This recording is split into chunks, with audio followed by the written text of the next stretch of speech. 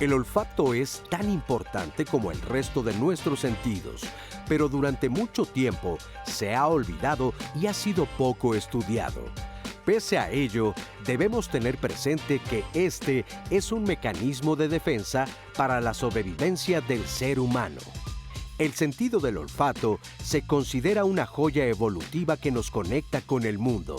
Desde nuestros ancestros primitivos, percibir los olores nos ha guiado para obtener alimentos y como sistema de alerta ante posibles peligros. En miles de años, los humanos desarrollamos la capacidad para distinguir más de 10.000 olores, los que percibimos mediante casi 100 millones de neuronas sensoriales olfativas en nuestro cuerpo. El olfatear a otros y nuestro entorno nos conecta con recuerdos y emociones profundas. Y cuando nos enamoramos, olemos las glándulas sudoríparas de la persona que nos atrae que se esparcen por el aire, lo que lo convierte en el sentido más poderoso para el contacto sexual. Perder el olfato aparentemente no es grave, pero esto significa que no se podrán distinguir, por ejemplo, los sabores de los alimentos, como sucede con los pacientes de gripe o COVID-19, porque más del 80% del gusto está asociado al olfato. El aroma del sudor y la memoria olfativa son las huellas digitales que cada quien poseemos con una característica especial y única. Gracias por acompañarnos en Diálogos en Confianza. Estamos platicando del olfato, los olores. ¿Qué quieren decir? ¿Se asocian a enfermedades? Estamos listos para arrancar ya en la televisión. Trataremos un ratito aquí en las redes sociales. Quiero agradecer a nuestros intérpretes de lengua de señas mexicanas. Está con nosotros Jimena Raya, Ilia Vadillo y está conmigo Citlali, lista para comentar, ¿verdad, Citlali? Así es, mi querido Pepe. Pues la verdad es que ya sabes, como siempre es un privilegio traer los temas de interés pues más cercanos a la población y sobre todo pues hacer esta poderosa misión que es traer sus comentarios, dudas, sugerencias a través de nuestras redes sociales y de nuestro centro de contacto con la audiencia. Recuerden que yo tengo pues ese privilegio, entonces aprovechen esta mañana porque es un tema muy interesante. ¿Qué hay del olfato? ¿Cómo funciona el olfato? Tú que nos estás viendo, o qué hay si sabes de alguna persona que este tema es de interés, por supuesto con toda la seriedad, el rigor, pero también la diversión y la alegría de Diálogos en Confianza, pues yo estoy lista para traer los comentarios, mi querido Pepe. Y les presento además a nuestros especialistas que nos acompañan el día de hoy, pero antes de eso les recuerdo que tenemos una aplicación que se llama 11 Más. Bájala, si no te da tiempo de ver el programa lo puedes ver en pedacitos y ahí están todos nuestros programas, porque muchas veces yo se les recuerdo otros programas durante el curso de nuestro programa. Doctora Estefanía Medellín Lachedeli, bienvenida. Hola, buenos días. Médica especialista en otorrinolaringología y cirugía de cabeza y cuello, integrante de la Sociedad Mexicana de Otorrino y Cirugía de Cabeza y Cuello, avalada por el Consejo Mexicano. Doctora Isabel Morales Rivera, gracias por estar aquí con nosotros, doctora. Gracias. Otorrinolaringóloga también y rinóloga especializada. Rinólogo es alguien que se dedica sobre todo a la nariz, para la gente que no sepa esto. Doctor Jaime Fandiño Izundegui, bienvenido, doctor. Médico cirujano especializado también en rinología. Y doctor Salomón Baisel Hayat. Gracias, doctor. Buenos días, gracias. Otorrinolaringólogo y cirujano de cabeza y cuello. Doctores, estuvimos ya platicando, ya nos dieron ustedes toda una gran introducción sobre esto del olfato, pero vamos a retomar lo que se comentó de la huella olfativa. ¿Qué es esto? Tenemos una cápsula y regreso con ustedes. La huella olfativa es, digamos que es una impronta, o lo podemos pensar más fácilmente como la memoria que queda en nosotros respecto no solo a las personas o animales, también se puede relacionar con alimentos, con entornos.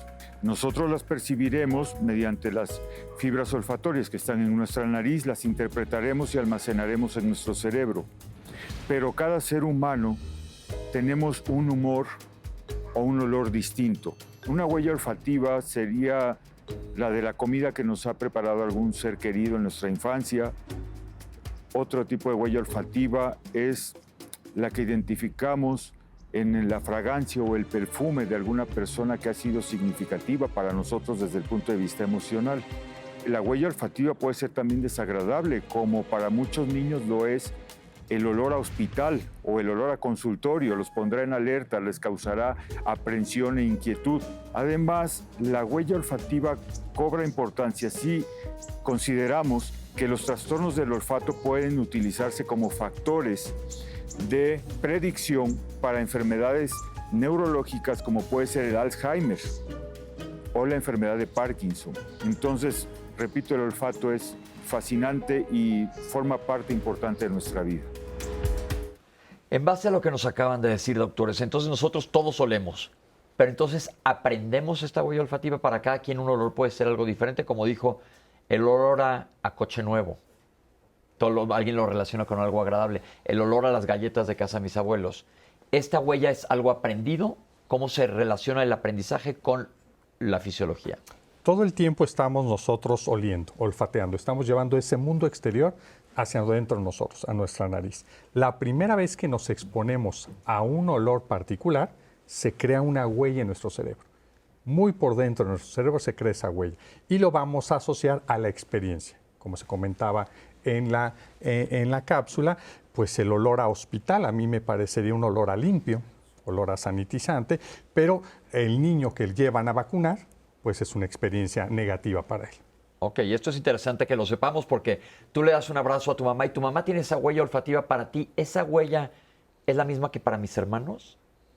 Cada uno de nosotros, excepto los gemelos idénticos, tenemos un olor diferente. Ok, esto es importante. Todos tenemos un olor. ¿Qué papel juegan los perfumes? ¿Por qué se inventaron? Porque la gente dice que alguien puede oler bien o mal. A pesar de que uno tenga un olor específico, no necesariamente es un olor desagradable, pero pues, ¿se podría volver un olor desagradable? ¿Qué papel tiene la higiene? Sí, claro que se puede volver un olor desagradable porque la higiene es fundamental. Muchas de las cosas que nos pueden cambiar el olor son las bacterias que se nos van pegando al cuerpo. Entonces, el bañarse, el ponerse un desodorante, la disminuye. Si haces mucho ejercicio o vas corriendo o el estrés te puede hacer sudar y eso aumenta el olor, tú te pones un perfume para disimularlo. ¿Y qué perfume? El que crees que te va a gustar a tu entorno. Y me quisiera hacer un matiz de lo que comentaba Salomón. La huella la vamos a tener, pero también tenemos una huella ya heredada de nuestros ancestros, como ya nos dijeron, ¿no? O sea, y por viene eso, desde atrás. Y la mamá tiene una para cada uno de sus cachorros. Una situación que estoy seguro va a llegar ahorita a redes es que hemos visto, y se ha comentado aquí en el programa, que que el sudor per se no tiene olor. Pero ¿por qué nosotros relacionamos el sudor con que, híjole, está todo sudado, huele a rayos? Como alguien que puede haber acabado de correr 500 metros no necesariamente va a oler mal. Y si te subes a, no sé, a un metro en otro país llenísimo en verano a 42 grados, puede que huela mal. ¿Qué es la diferencia? Es que es muy diferente ese sudor. Por ejemplo, ahorita venimos terminando de las Olimpiadas y aquel que entrena, que corre todos los días, su camisa está llena de transpiración. Pero ese sudor huele diferente al sudor que tiene una persona que está esperando en un consultorio médico un diagnóstico de un cáncer. Al que yo estoy nervioso porque voy a salir en la tele, pues mi sudoración es diferente al que salió a correr, a hacer ejercicio. Entonces, ¿podemos decir que nuestras emociones influyen en el olor? Sí, claro. El olor a miedo. ¿Cuántas veces vamos en un elevador o vamos caminando y el que le tiene miedo a los perros es al que más se le acercan los perros? Te subes a un caballo y el que no se quería subir al caballo, el que tenía miedo de subirse al caballo, se sube al caballo y es el caballo... Lo tira. Lo tira o se porta peor. Entonces, olemos el olor a miedo. Pero, ¿qué constituye nuestro olor corporal como personas? O sea, ¿cómo se nutre nuestro olor? No sé si me explico. Alimentos, genética, etnia y estilo de vida. Esos 4 elementos son los que te dan la característica olfativa de tu sudor. Y retomando un poco lo que decía el doctor, también tiene mucho que ver con las hormonas que se están secretando. Por ejemplo, en el sentido de estas cuestiones del miedo, generalmente lo que se secreta es cortisol y esto sí genera cambios, que tal vez nosotros como humanos hemos perdido un poco esta sensibilidad a detectarlos, pero los animales, como estábamos hablando hace rato en redes sociales, tienen una mayor percepción. Entonces también se ha visto, por ejemplo, estos animales que hasta en redes sociales lo suben, ¿no? Que estás triste y llorando y el perrito se acerca. ¿Por qué? Porque se da cuenta también del olor y la secreción de este cortisol, del miedo y de las emociones que se están reflejando. Se podría decir que muchos de los olores que estamos percibiendo todo el tiempo nosotros no lo hacemos conscientemente, pero sí está el olor en el ambiente. Sí, creo que lo que hemos hecho hoy en día es dejarlo como un sentido, vamos a llamarle secundario. No es el sentido que los seres humanos usamos para muchas cosas, sin embargo, sí nos involucran muchas decisiones que podemos tomar, como por ejemplo en encontrar una pareja. No llegas y estás oliendo a ver cuál te huele bonito. Ya cuando estás platicando con él te llega un olor y es como lo que acaba de hacer ese match de si me gusta o no me gusta. Entonces, aunque no lo tenemos tan consciente, sigue siendo esencial en nuestra vida. Ahora, ¿las personas solemos a lo mismo en toda nuestra época de vida? Por ejemplo, una mujer que está en etapa ovulatoria, una mujer que está en climaterio. No, tiene mucho que ver, como decíamos, entre las cosas que se comen, entre las hormonas, cosas que secretamos, etcétera. Un bebé no jamás olerá igual que una persona de la tercera edad, por ejemplo, o una persona que tiene una dieta completa contra alguien que solamente toma leche, que es un bebé mucho más pequeño. Entonces, todo eso va modificando el olor a lo largo de nuestra vida, lo cual hace que todos sabemos a lo que huele un bebé y es un olor que no es replicable. O sea, el bebé huele a bebé y los niños ya huelen diferente. Ahora me voy a ir a algo externo y el doctor comentó la palabra bacterias. Porque si yo huelo, tengo un olor, una huella olfativa, si me salgo de bañar, ya probablemente no huela exactamente igual. ¿Qué pasa cuando qué papel tienen las bacterias que están en nuestra piel con el olor? Mucho del olor tiene que ver con la grasa que secretamos, se llama sebo, y cuando hay un problema se llama seborrea. Y las bacterias lo que hacen es que cambian, acidifican esta grasa y es la que produce el olor. Por eso, si todo el mundo se subiera a un camión y hiciera un calor horrible, si se acabaran de bañar, probablemente no olería lo mismo si llevan 3 días sin bañarse. Entonces, la higiene tiene un papel importante en lo que estamos haciendo. Esto es importante que lo sepamos también. Ahora, vamos a platicar ahora en la siguiente cápsula de trastornos del olfato, porque ahorita hemos platicado de lo que es el olfato en general. Pero, ¿qué pasa? Y ahora sí, como comentaron anteriormente, el COVID vino a traer el olor a la mesa, a ponerlo en el centro de la mesa. Vamos a platicar qué trastornos se pueden asociar. Aquí tenemos una cápsula. Hace 10 años empecé con síntomas de enfermedades autoinmunes como psoriasis y otra que no daban qué era, pero uno de los síntomas fue la pérdida del olfato, pero yo no me había dado cuenta hasta que empecé a sentir que el gusto, porque el gusto y el olfato están súper relacionados, el gusto, pues yo decía, ¿por qué no me saben las cosas, no? Entonces fui a un otorrino y dije, a lo mejor es parte de alguna gripa o algo, y me dijo, no, pues ahorita lo que tienes es mucha sinusitis, pero pues el sentido del gusto y el olfato van súper relacionados, entonces no es que no tengas sentido del gusto, lo que perdiste es el sentido del olfato, ahí fue que me enteré. Hay varias causas de los trastornos de sentidos del olfato. Las causas más comunes tienden a ser inflamatorias u obstructivas, en el cual hay un proceso en donde la inflamación del tejido que cubre la nariz por dentro, que se llama mucosa, se inflama, por ejemplo, en los casos de pacientes que tienen una alergia, y entonces impide el paso del aire a la zona olfatoria. La zona olfatoria está en la parte más superior de la nariz. Existe otro grupo de causas que son de tipo degenerativo. Por ejemplo, en los pacientes que están iniciando con enfermedad de Parkinson, con enfermedad de Alzheimer, con esclerosis múltiple, pueden comenzar a tener degeneración de estas neuronas, que son las neuronas olfatorias, que son las que perciben los olores y mandan la información al cerebro. Otra de las causas, por ejemplo, es el envejecimiento. Conforme tienes más edad, vas perdiendo capacidad de percibir los olores. Otra de las causas, por ejemplo, cuando se dio el COVID, una de sus principales manifestaciones era pérdida de la olfacción. Y en algunos estudios que se hicieron incluso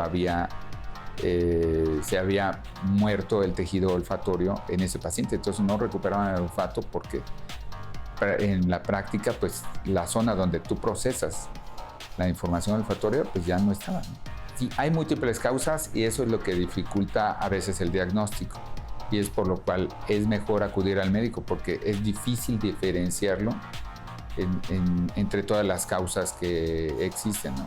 Se desarrollaron ya por fin las enfermedades autoinmunes, que estoy ahorita muy estable y mi reumatóloga me las trata. Y para recuperar un poco el olfato, porque lo perdí totalmente, o sea, yo no tenía nada de olfato, lo había perdido por completo. Es mi otorrino y me hizo una intervención quirúrgica con lo que me destapó bastante, y me acuerdo que estaba yo en el hospital y empecé a oler y dije, ay no, pues sí me funcionó. Entonces ahora yo sigo con el tratamiento que él me puso, que es como pues no dejar de oler pues, aceites esenciales, pues todo el tiempo estar oliendo todo, ¿no? La comida, la fruta, y pues ya empecé a sentir que empiezo a saborear ahora sí los sabores, y ya empiezo a oler las cosas pues, ricas y no ricas, ¿no? Entonces pues aprendes a valorar todos los sentidos, ¿no?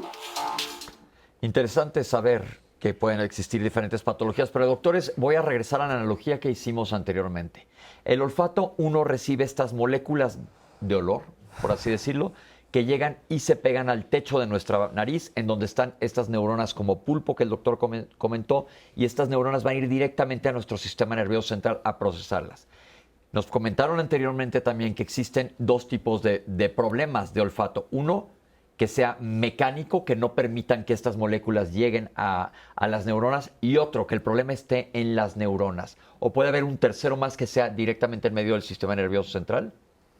Así es, hay enfermedades neurodegenerativas como por ejemplo, lo comentaron ahorita. El Parkinson, exactamente, el Alzheimer, que se ha visto que hay alguna alteración ya en el procesamiento de los olores. Asimismo, también, por ejemplo, ahorita vamos a hablar ya más de los tipos de pérdida del olfato y cambios en el olfato, pero hay otros que se llaman, por ejemplo, fantosmias, que creo que eso no lo habíamos tocado, que es la percepción de olores que no están presentes.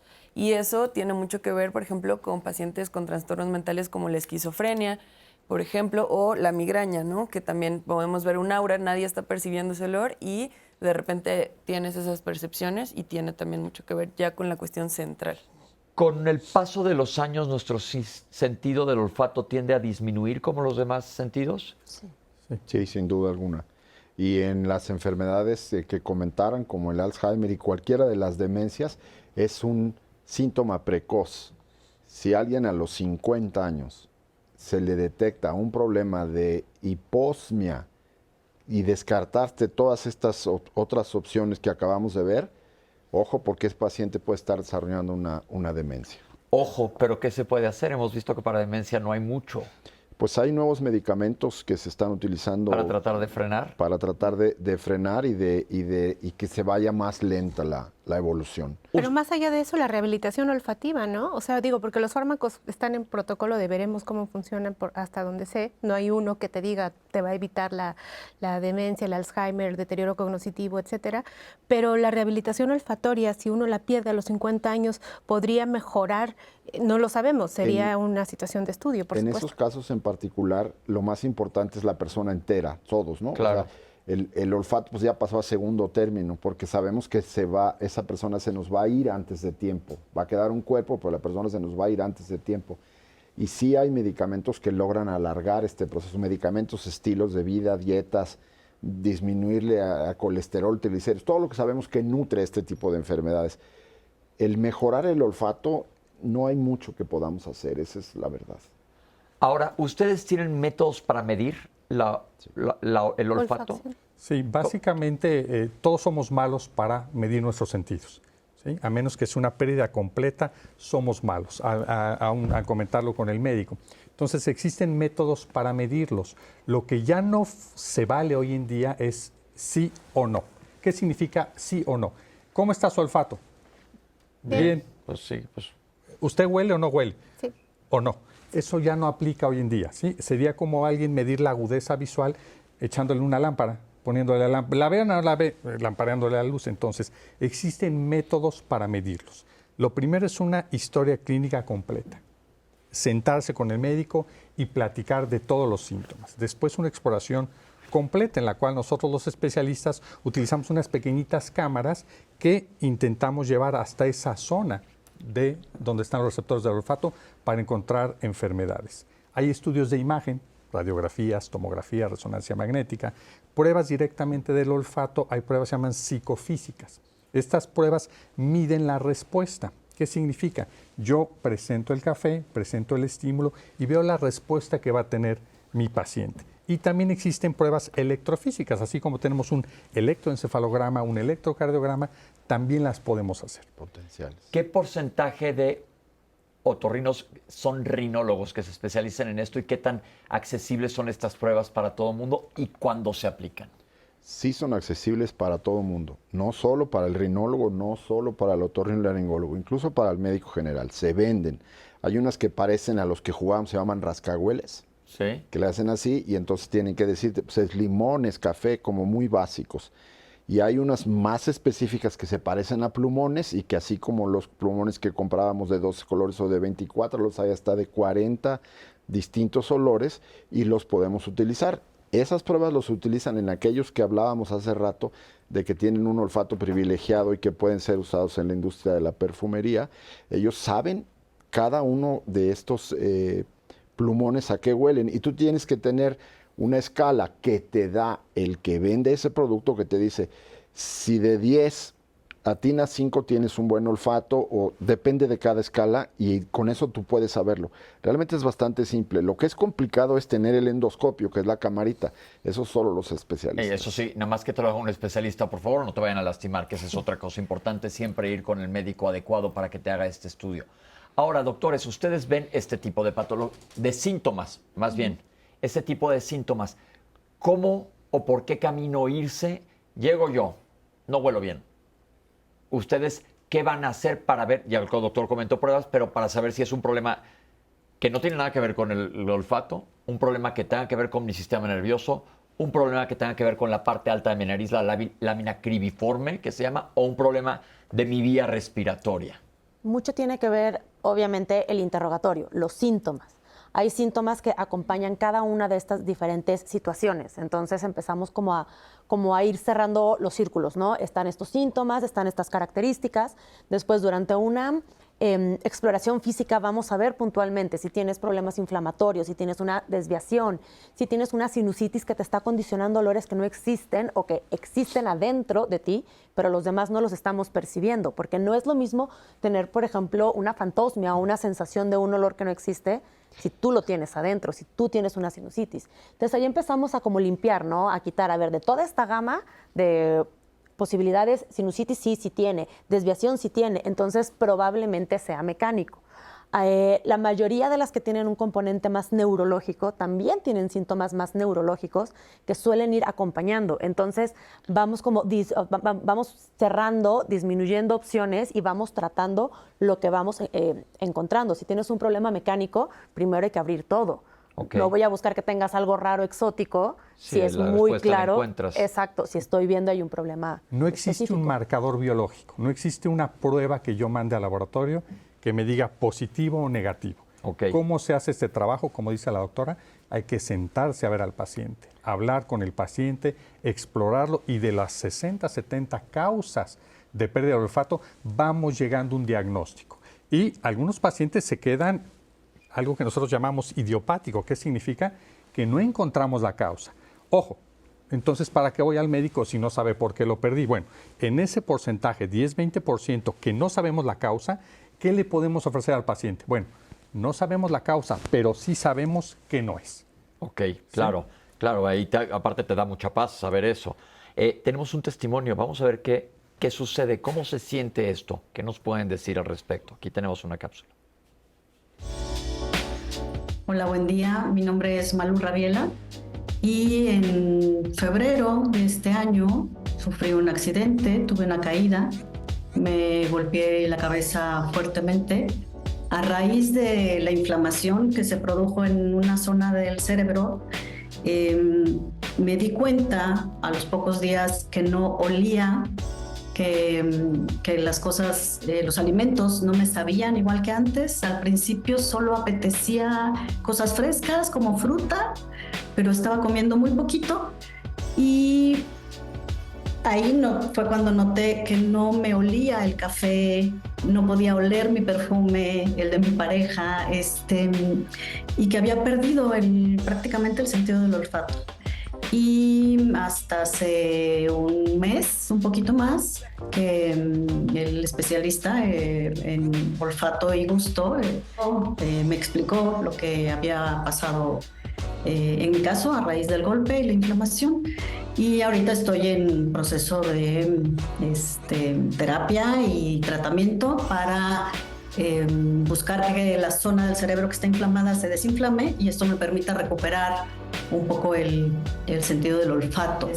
Pues para mí sí ha sido una pérdida muy grande porque me encanta cocinar, me encanta comer, vivo intensamente pues todos los sentidos, creo, y esto sí ha impactado, incluso en cuestiones de seguridad. En un momento estaba cocinando y sin darme cuenta dejé una llave de la estufa encendida y estaba saliendo el gas y yo no me había percatado, ¿no? Por ejemplo, olores que a mí me remiten, ¿no? O me recuerdan situaciones, experiencias, etapas de mi vida, como el olor a tierra mojada simplemente, ¿no? Que es tan común, y ahora que empezó a llover, no siento ese olor, y entonces es como extrañarlo, ¿no? Comidas que mi mamá me enseñó a preparar, y entonces sé que lo estoy haciendo, sé que sabe a lo que espero que sepa, pero no tengo el referente del olfato. Y hay comida que sé que me gusta y hay bebida que sé que me gusta, y no poder tener ese disfrute pleno sí es un poco doloroso, sí cuesta un poco de trabajo manejar. Es como mermada la experiencia. Muchísimas gracias por este importante testimonio y bueno, pues llegó el momento de traer sus dudas y lo primero que haremos es traer las llamadas. Tenemos la de Celia Munguía, de 81 años, del Estado de México. A Celia le operaron de las anginas desde hace 30 años. La dejaron sin sabor ni olor. A partir de eso ha vivido sin poder saborear. Ojo, Celia tiene 81 años. Y por supuesto dice que esto no lo hace de forma normal. Ella recuerda que en aquel entonces le dijeron que esto se iba a recuperar poco a poco, pero a más de 30 años no ha pasado. Ella no puede oler, no puede saborear y dice que pues es muy desesperante a su edad. ¿Qué esperanza tiene o de plano ya no tiene? Bueno, cada caso en particular, lo que les sugerimos es acudir con un especialista a que haga una revisión. Pensando en teorías de qué puede estar pasando con la paciente, es la relación entre el gusto y el olfato. Anatómicamente, estructuralmente son muy diferentes. Funcionalmente son muy parecidos. Los dos son receptores de sustancias químicas que están en el exterior y lo van a transmitir a un estímulo eléctrico que nuestro cerebro va a identificar como café, flores, chocolate. Ella aparentemente por la cirugía de las amígdalas perdió el sentido del gusto. Durante esa cirugía trabajamos en estrecha relación donde se encuentran los nervios en la parte de atrás de la lengua del gusto. Posiblemente se dañaron. ¿Qué es lo que pasa? Comenta que es una paciente de la tercera edad. Como comentamos hace un momento, con la edad vamos perdiendo el olfato. Nacemos con una especie de un cojín o una reserva de nuestras células olfatorias. Y a lo largo de la vida se van regenerando. Cada 4 a 6 semanas se van regenerando. Pero los estímulos externos, las infecciones, los golpes en la cabeza, la contaminación, las toxinas, va haciendo que ese tejido se vaya reemplazando. Y un paciente de 80 años tiene más cicatrices que tejido olfatorio, si lo comparamos con un niño que tiene más tejido olfatorio. Entonces, posiblemente ella ya tenía una pérdida del olfato que no se había dado cuenta. Vino esta cirugía donde se trabajan los nervios del gusto y es cuando pierden los dos. ¿Son independientes tener pérdida del olfato y pérdida del gusto? ¿Son independientes o tienen una relación estrecha? Son independientes. La mayoría del olfato viene, por no decir el 100%, por el primer par, que es el olfatorio, y el gusto. Participan 2 pares craneales. Uno pasa por el oído, es el nervio facial, se llama la cuerda del tímpano. El nervio facial es el que nos da la movilidad de la cara y es el que te da el sentido del gusto en los 2 tercios anteriores de la lengua. Entonces tienen, ya lo comentaba el doctor Salomón, vías muy diferentes. Actúan de forma paralela en el cerebro, pero las vías son totalmente diferentes. A la gente le confunde porque dicen, bueno, es que yo para comer necesito que huela rico. Entonces, relacionan mucho el gusto con el olfato y por eso les hago tanto énfasis de que quede muy bien marcada la diferencia. Pues estamos en Diálogos en Confianza, totalmente en vivo. Recuerden que el tema de hoy es el olfato y la relación con las enfermedades. ¿Qué hay acerca de este interesante tema? Recuerden que estamos transmitiendo en vivo por la señal de televisión y tenemos Facebook, YouTube, X, y bueno, vamos al siguiente corte, pónganse cómodos y regresamos aquí a Diálogos en Confianza, totalmente en vivo desde el 11.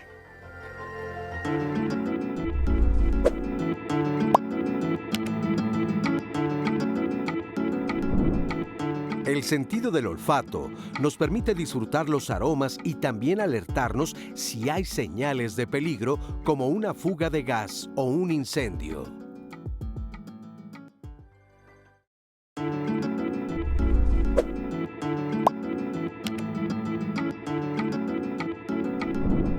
Es común que las personas que desarrollan un trastorno del olfato hayan sufrido una enfermedad o lesión reciente.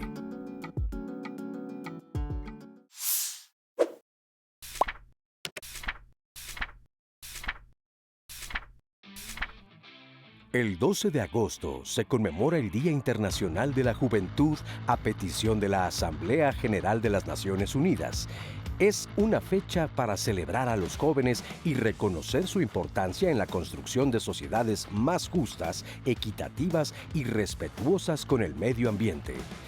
De acuerdo con el Censo de Población y Vivienda 2020 del INEGI, se estima que en México residen 37.7 millones de jóvenes entre los 12 y 29 años, que representan el 30% del total de la población del país. La mayoría, casi 24 millones, vive en alguna de las 74 zonas metropolitanas que existen en el territorio nacional. Las y los jóvenes se consideran agentes de cambio en sus comunidades, por lo que este año el lema del Día Internacional de la Juventud es "De los clics al progreso", vías digitales de los jóvenes para el desarrollo sostenible. La Organización de las Naciones Unidas destaca que la digitalización está transformando el mundo, ofreciendo oportunidades para acelerar el desarrollo sostenible, y los jóvenes están a la vanguardia en la adopción y la innovación tecnológica. La ONU considera urgente promover la inclusión digital y celebrar las aportaciones de los jóvenes en este rubro, sobre todo cuando el conocimiento y la tecnología se dirija a atender problemáticas complejas relacionadas con la alimentación, la salud, la educación, la vivienda y el cambio climático. Muchas felicidades a todos los jóvenes. Definitivamente el futuro está en sus manos, y cuando se combina con esta tecnología, ahí primero que nada uno se da cuenta que ya no caemos en jóvenes en esa categoría, pero la verdad es que sí, así son las cosas. Muchas felicidades y piensen en todos. Pues seguimos con el programa, y antes de ir a la siguiente cápsula, doctor, les quería comentar que fue interesante en cuanto al caso anterior que vimos, un traumatismo, un golpe en la cabeza. ¿Cómo puede ser? ¿Cuál es el mecanismo por el cual pierdas el olfato? Bueno, como ya habíamos mencionado, los nervios del olfato pasan a través de unos huequitos muy pequeñitos que están en el techo de la nariz. Entonces, muchas veces golpes en la cabeza, generalmente cuando nos golpeamos por detrás en la región occipital, recordemos que el cerebro está envuelto en líquido. Entonces, ese líquido nos ayuda a amortiguar los golpes. Sin embargo, al generar este golpe, todas estas fibras nerviosas que están atravesando esta plaquita de hueso se pueden llegar a seccionar. Y una vez pues seccionadas esas fibras, la verdad es que es muy difícil poder recuperar esas conexiones nerviosas que se rompieron. Entonces, esa es otra cosa muy importante, que hay pacientes, y eso sí lo detectan inmediatamente, porque es algo súbito, que era como lo que comentábamos dentro del antes. escenario de las pérdidas del olfato, yo creo que el paciente, como el testimonio de Malú, que pierde el olfato por un golpe, es el más dramático, porque es un paciente previamente sano, y de repente, que tiene una caída hasta de su propia altura, y cuando se despierta, como si hubieran apagado el switch. Ok, esto es importante para que lo sepamos. Más precaución, por favor. Tenemos una cápsula que habla de enfermedades asociadas al olfato. Vamos a verlo, doctor. Básicamente las enfermedades neurodegenerativas como la enfermedad de Alzheimer o la enfermedad de Parkinson son enfermedades en las que se altera la estructura de ciertas proteínas que ocasiona la destrucción neuronal en ciertas partes del cerebro, en los que la pérdida del olfato puede ser un síntoma inicial de la enfermedad. En la enfermedad de Parkinson, estas alteraciones de las proteínas pueden comenzar en el nervio olfatorio, y la evaluación aquí es muy sencilla. Simplemente con pruebas de olfato se le dan unas cartillas al paciente en las que tiene que detectar ciertos olores. En la enfermedad de Alzheimer, eso no está todavía tan bien descrito como en la enfermedad de Parkinson. Sin embargo, hay estudios recientes en los que se ha asociado la hiposmia o la anosmia, es decir, la disminución en la capacidad de percibir olores, con un desarrollo de deterioro cognitivo de tipo Alzheimer en un lapso de 5 años. Es decir, tanto en enfermedad de Parkinson como en enfermedad de Alzheimer, la pérdida del olfato puede ser un síntoma que inicia antes de los síntomas clásicos de la propia enfermedad. Lo que hay que también que considerar es que no todas las alteraciones del olfato equivalen a que alguien va a desarrollar enfermedad de Parkinson, ¿no? Para eso hay que evaluar al paciente y considerar algunas otras causas más comunes. Sin embargo, muchas veces al no distinguirse o al no diagnosticarse a tiempo, pues no se describe tan frecuentemente, pero es algo que ya conocemos y que es útil para detectar las enfermedades neurodegenerativas en etapas tempranas, que detectar una enfermedad de este tipo en etapas tempranas es necesario para crear buenas estrategias de tratamiento y de prevención y de investigación también. Doctores, comentaba yo hace un momento, comienzas con alteraciones del olfato pero no vas al neurólogo directamente, normalmente vas al otorrino. ¿Qué tanto ustedes pueden saber que a lo mejor es una causa neurológica y conducirlos hacia allá? ¿O es nada más como comentamos con la migraña, algo que te avisa? No, sí. O sea, lo lógico es que vayas al otorrinolaringólogo o al médico general en un principio. Tenemos que detectar cuál es la posible causa o la posible región. Si la región está dentro del sistema nervioso central, nosotros tendremos que enviar al paciente, referir al paciente al neurólogo. Y recordemos que la importancia de que se revisen es que pueden ser desde cosas triviales hasta tumores, incluso tumores malignos como el esthesioneuroblastoma. Ese es un lugar muy común para que haya este tipo de tumores que son malignos. Otra cosa importante, preguntar de otro tipo de enfermedades. Hablamos anteriormente de cierto tipo de epilepsia. ¿Nos podrían hablar qué tiene que ver con el olfato? La epilepsia del lóbulo temporal, que no es de las más comunes, de hecho es de poco comunes, se caracteriza por esta aura. El paciente, cuando tiene una crisis convulsiva, no va a ser la crisis epiléptica común que conocemos, que el paciente se cae al suelo y empieza a tener movimientos tónico-clónicos. El paciente va a tener esta percepción de un olor, como comentaba la doctora, un olor a quemado, un olor desagradable, cuando no hay un estímulo presente. Entonces, básicamente, esa es la crisis convulsiva. Ok, eso es importante que se sepa. Ya hicimos aquí un programa de epilepsia para que vean que no todas las epilepsias son como la que comúnmente nosotros pensamos que existe. Entonces ya vimos enfermedades propias de la nariz, enfermedades del sistema nervioso central, enfermedades inclusive psiquiátricas, comentaron anteriormente, puede tener que ver con estas alteraciones del olfato y la importancia que tenemos. Citlali, ¿qué te dice la gente? Mira, por ejemplo, Rosalia Martínez les dice, excelente tema. Y cuando no ha habido un golpe o traumatismo como tal, ¿quién diagnostica la pérdida del olfato? Y ella notó que con el COVID, pues eso sucedió. La causa más común de perder el olfato es el catarro común, una infección respiratoria viral aguda. Esa es la causa número 1. Mario Alberto Conrado Magdaleno les pregunta, ¿la inflamación, el estrés oxidativo y radicales libres siempre están presentes en enfermedades asociadas al olfato? Eso es, pues, el comentario. A la hermana de Blanquis Martínez López le dio COVID hace 3 años y aún no le regresa el olfato ni el gusto. ¿Qué puede hacer? Ahí hay que acudir a consulta porque sí tenemos algunos tratamientos que ayudan a que puedan recuperar el olfato. Las personas con diabetes tienden a tener como efecto secundario a largo plazo de esta enfermedad pérdida del olfato. Sí puede ser también. No es muy común, pero sí se puede llegar a ver. ¿Y las grasas en la sangre se relacionan con pérdida del olfato? No. Tenemos también aquí a Diana Karin que les pregunta, después de su segundo embarazo, ella desarrolló el sentido del olfato y ahora huele muchas cosas. ¿Esto es normal? ¿Se debe de preocupar? No, la gran mayoría de los estudios serios nos hablan que la función olfatoria durante el embarazo es la misma. Anecdóticamente hay reportes y tendría que ver con un sistema de protección de que las mujeres embarazadas se les exacerba el sentido del olfato o no pueden tolerar algunos olores. Pero cuando son evaluadas, el olfato permanece el mismo. Sin embargo, las hormonas juegan un papel porque en el climaterio, en la menopausia, está demostrado que tienen cambio en su olor, en el que ellas producen, y en su percepción. Muchas gracias, doctor. Tenemos a Elvira Rodríguez, hace más de medio año, que cada vez que se agacha le arde la cabeza, la nariz, y últimamente tiene un dolor extraño que solamente ella percibe. Ha perdido gran parte del olfato. Un olor extraño que solo ella percibe. Puede ser sinusitis. Puede ser algo así. Que vaya a una consulta. Elvira Margarita, le gustaría preguntar a los especialistas, cuando se pierde el olfato por una infección, ¿se puede recuperar? Debido a que tiene 20 años que perdió el olfato y el gusto, y le gustaría saber si hay alguna opción para recuperarlos.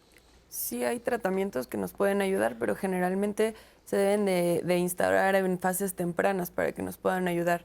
Ya después de muchos años de que tenemos la pérdida del olfato es difícil que podamos recuperarlo, pero igual se tiene que evaluar mediante una consulta médica.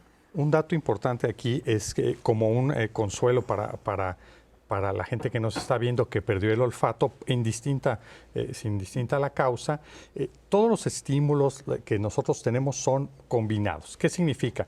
No solamente cuando yo tomo mi café, no solamente es el olfato, es el gusto, es la temperatura, es la textura. Entonces estamos acostumbrados a, si perdemos uno, ¿qué es lo que vamos a hacer? Bueno, compensar con. Tenemos que ayudar a compensar con los otros. Entonces, nuestro cerebro es maravilloso y tiene algo que se llama la plasticidad cerebral. Entonces, sí, efectivamente, esta persona que nos comenta que hace 20 años perdió el olfato, difícilmente va a haber un medicamento, una inyección, una cirugía, un implante, un trasplante para recuperarlo de un día para otro. Entonces, ¿qué tenemos que hacer por esos pacientes? Bueno, ayudarles a que su cerebro aprenda nuevamente, se reeduque y utilice los otros nervios. Tenemos el trigémino que nos va a dar la textura, el sentido del gusto que nos va a dar, la audición, el ruido, ¿sí? Todo eso le va a ayudar a estos pacientes. Muchísimas gracias, doctor. Yolanda Gómez, de 72 años, tiene un problema desde hace un año, donde se ha sentido la mucosidad pegada en la nariz y no se la puede quitar. Le da una sensación momentánea de tener congestionado la nariz, pero no puede percibir olores. ¿Qué hace Yolanda? Ir al doctor, necesita una evaluación, también parece una sinusitis. Pareciera una sinusitis.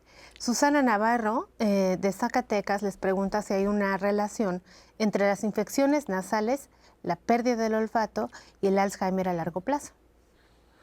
Una relación como tal, no exactamente. Los que son una infección de origen viral puede dar una irritación del nervio, puede haber una pérdida por las toxinas que puede tener, pero no condicionaría a que tuviera un Alzheimer. Puede tener una pérdida olfatoria, pero sería por otra causa completamente.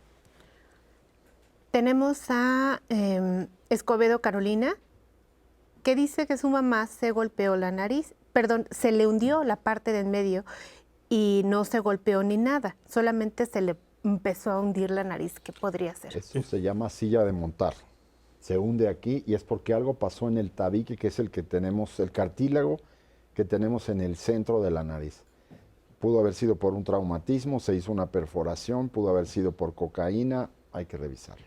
Parece algo como el primer testimonio que tuvimos, enfermedades inflamatorias de todo el tejido conectivo que destruyen la arquitectura de la nariz y además de ocasionar un problema mecánico obstructivo. El paciente no respira, tiene costra, algo más está pasando porque está inflamado y perdió el olfato. Entonces ahí, en el caso de ella, esa pérdida del olfato es el canario que nos está avisando algo está ahí. Decían en la introducción, la pérdida del olfato nos habla de que pasó una enfermedad o hay una enfermedad en el momento. Entonces ella tiene datos de que tuvo una enfermedad, por eso se perdió la estructura de la nariz, pero hay todavía una enfermedad que la tiene inflamada su nariz y por eso pierde el olfato. Pues que corra por ayuda a la mamá de Caro. Sí. Corra, pero que vaya por ayuda. Sí, es importantísimo esto, porque de pronto sí minimizamos, bueno, pues yo huelo bien, respiro, ¿no? Pero se me hundió la nariz. O lo consideran que es meramente estético y no le están dando el valor al sentido del olfato. Entonces habría que averiguar si hay más problemas o si fue, por ejemplo, un golpe y ya es meramente estético y es algo mecánico, o si hay algo más atrás que debería tener un tratamiento. Gracias, doctora. Tengo aquí una pregunta bien interesante de Jimena Herrera. Dice, ¿por qué a veces olemos algo asqueroso y nos dan ganas de vomitar? Es real. Sí, me parece interesante la pregunta. Porque es un mecanismo de defensa. Lo comentábamos hace rato en las redes sociales, ¿no? El que algo no te guste olfativamente hace, por ejemplo, que abres el refrigerador, abriste algo que guardaste y te huele y ya no lo quieres. Y a veces es tan fuerte que te da náusea por si acaso te echaste una cucharada. Lo vomita. Mira, qué interesante. Es mecanismo de fisiología y protección. manera de defenderse del organismo. Es totalmente. Podemos decir, y voy a hacer una pregunta que puede sonar tontísima, pero estamos viendo que el olfato, cada quien tenemos el propio, pero hay un colectivo también en cuanto a cómo la conducta influye en el olfato. Podemos decir que hay generalidades de olfacción o de oler colectivas. Por ejemplo, yo creo que a todo el mundo le gusta el olor a una panadería. No me imagino a alguien que diga, híjole, qué horrible.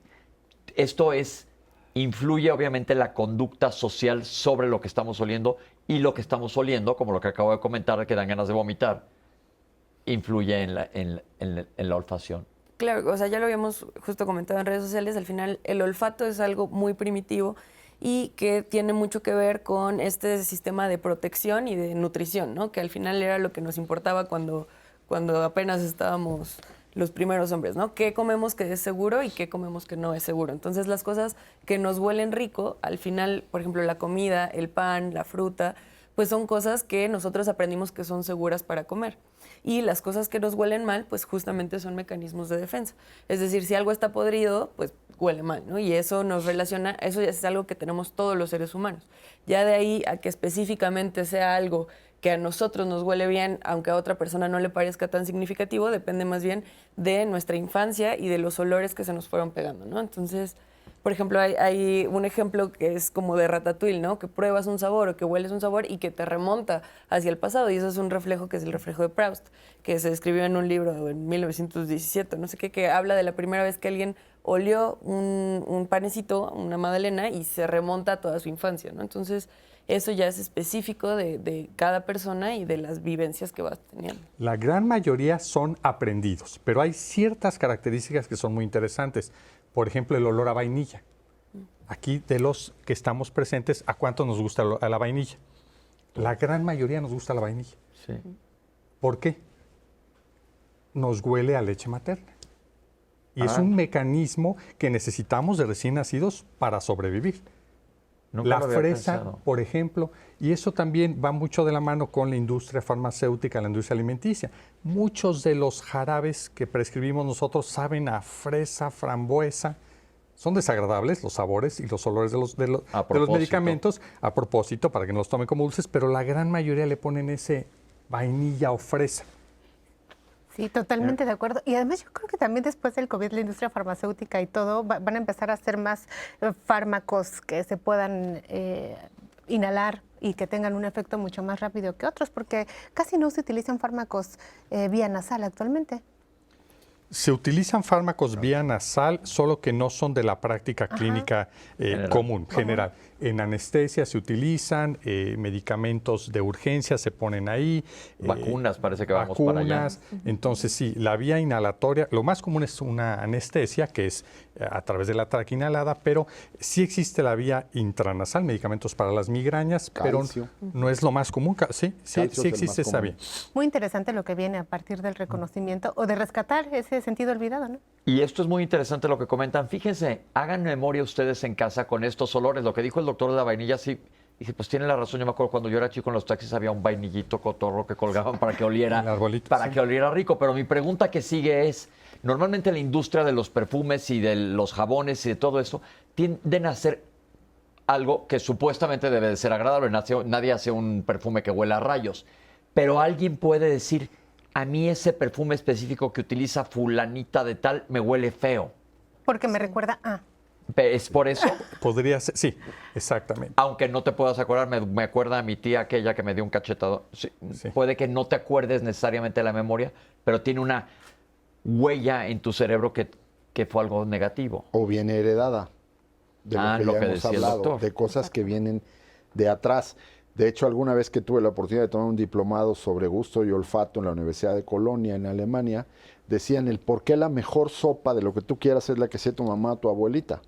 Todos tenemos una de que, porque es la primera vez que tú lo probaste, te gustó y lo asocias con el cariño, con el gusto que ya comentaba Salomón. Entonces, ese va a ser siempre el vino que más te gusta. Todo lo que te van a dar en la infancia siempre va a ser lo que vas a preferir, porque te queda una impronta en el cerebro. Esto es muy interesante porque aunque hablamos de lo primitivo, que es el olfato, nos acaban de abrir los doctores el olfato, los ojos, la nariz, a darnos cuenta de cuántas cosas de estas. El ejemplo más claro y me encantó fue el que dio la doctora. Los que hayan visto esa película de Ratatouille, que llega el crítico muy amargado, que es una maravilla de película, de cocina, y le hacen un ratatouille que le recordaba su infancia y por eso gana el concurso. Porque sí es cierto, los olores, a diferencia de lo que ves o que estás escuchando, bueno, pues escuchando más o menos porque de repente me pone una canción ochentera y dices, ay, me acuerdo de tal cosa, pero los olores sí te remontan a cosas muy, muy personales, que esto me parece interesante. Ya para terminar, doctores, cada quien díganos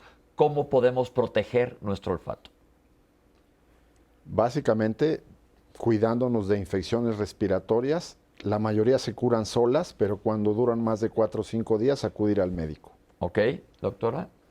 Bueno, pues el uso de los lavados nasales ya vimos que tiene sus bemoles, pero también la rehabilitación olfatoria es bastante importante. O sea, no hemos hablado tanto de ese tema, pero sí parte de las nuevas terapias, independientemente de los medicamentos y fármacos, se trata en estimular el sentido del olfato a través de diferentes olores, ¿no? Y eso es parte de una terapia importante y siempre estar estimulando el olfato me parece importante. Pues yo creo que más que nada eso, ¿no? Recordar que es un sentido y que nadie quiere perder algo que realmente nos sirve. Entonces, darle su valor y estar como pendientes de poder identificar no nada más lo que es evidente que huele, ¿no? Si notamos que, oye, la comida me está sabiendo menos, noto que cuando hay estímulos olfatorios no estoy percibiéndolos, tal vez es porque mi cuerpo me está dando una señal de que algo no está funcionando bien. Entonces, pues checar qué está pasando, ¿no? Doctor. Hay que evitar los golpes en la cabeza y la exposición a tóxicos. Ok, bueno, pues con eso llegamos al cierre de un programa que ha sido muy, muy enriquecedor. Les quiero agradecer antes que nada a nuestros invitados que han estado aquí el día de hoy. Gracias, doctores. Muchísimas gracias por estar aquí con nosotros, darnos toda esta información tan interesante. A nuestras intérpretes de lengua de señas, gracias por estar con nosotros siempre, siempre llevando a muchos hogares en donde no nos pueden escuchar toda la información que brindamos aquí en Diálogos. Citlali, muchísimas gracias. Pepe, gracias a ti, doctores, y a la audiencia, pues, ¿qué les digo? Gracias por la confianza. Y sobre todo ustedes, muchísimas gracias por acompañarnos aquí. Entonces, esperemos que este programa, si bien no hablamos de una enfermedad per se como solemos hacer normalmente, estamos hablando de un tema de salud muy importante que lo tenemos muy olvidado, pero cuando ese se olvida, verás que sí estás metido en un problema. Ojalá les haya gustado, nos vemos la próxima semana. Muchísimas gracias.